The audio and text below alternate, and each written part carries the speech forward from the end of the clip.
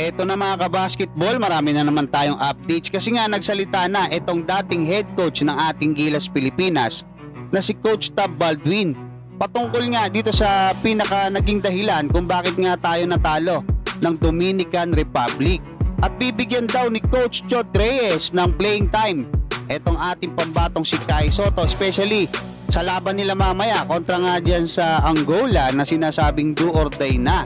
At pag-usapan din natin kung ano ba yung mga kahinaan nitong Angola na pwedeng samantalahin ng ating national team para maipanalo natin yung game na yan mamaya.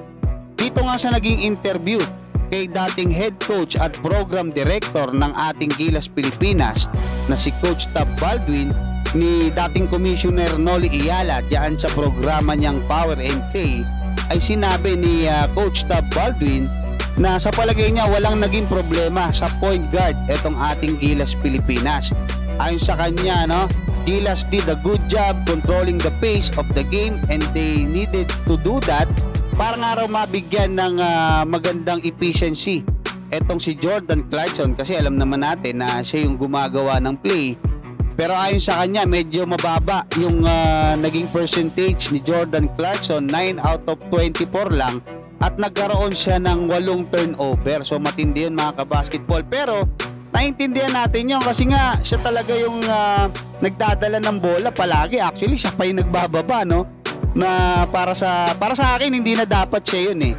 Dapat maglagay tayo para hindi masyadong mapagod etong si Jordan Clarkson. Pero si Jordan Clarkson daw talaga yung nagpanatili ng laban na yan. Kumbaga, kung wala si Jordan Clarkson, tambak tayo doon sa lumalabas kasi nga siya talaga yung gumagawa ng mga play, umi-score para sa ating national team kasi ganun yung design na pinagawa sa kanya ng mga coaching staff natin diyan nga sa Gilas Pilipinas.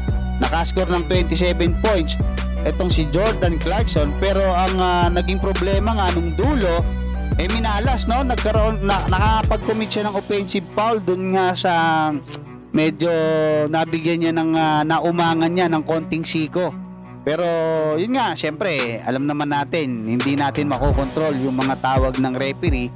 Pero yun nga, na-fouled out siya mga kabasketball. Pero ang bottom line ayon dito kay Coach Tab Baldwin ay nakapagbigay tayo ng 87 points dyan sa Dominican Republic. At ang matindi dyan, karamihan daw doon sa ilalim, sa ilalim mga kabasketball. At 3 lang yung ating naging offensive rebounds. Samantalang sa Dominican Republic 17 mga kabasketball, hindi man lang tayo umabot ng 1/4. So yan yung naging istorya ng ating Gilas Pilipinas kontra sa Dominican Republic. Patungkol naman doon sa kalagayan nitong ating pambatong si Kai Sotto, ayon kay Coach Chot Reyes doon sa interview sa kanya ay bibigyan niya ng playing time itong ating pambatong si Kai Sotto, especially dito sa Angola na sinabi niya na mahaba at malalaki at mga aggressive to mga kabasketball Kaya nga sabi ni Coach Chot Reyes ay magkakaroon sila ng adjustment kasi itong Angola mahilig mag-ball pressure, So magkakaroon sila ng mga adjustment diyan sa opensa, sana sa depensa rin, para manalo tayo. Kasi nga pagka tiningnan mo itong Angola mga kabasketball, meron din silang NBA player na umiscore ng 13 points. Saka itong si Dundaw, meron siyang 19 points dyan sa game na yan mga kabasketball. At sinilip ko rin itong naging performance nitong Angola mga kabasketball. Medyo mababa yung kanilang 3-point shooting. Yun nga lang, talagang malakas sila rebound. Napantayan nila itong Italy mga kabasketball na pang-10 yata yan sa buong mundo Tapos pagdating naman dito sa naging laban, ito narinig ko rin to sa commentator sobrang aggressive nitong Angola, nakakapag-commit sila ng mga foul na sinamantala masyado nitong Italy. Inaartihan nila yun mga kabasketball, talagang kinukuha, susundot kasi ng sundot, talon ng talon. Kaya sa huli nakakuha ng 30 free throws itong Italy habang itong Angola 22 lang at 26 nga yung naipasok ng Italy.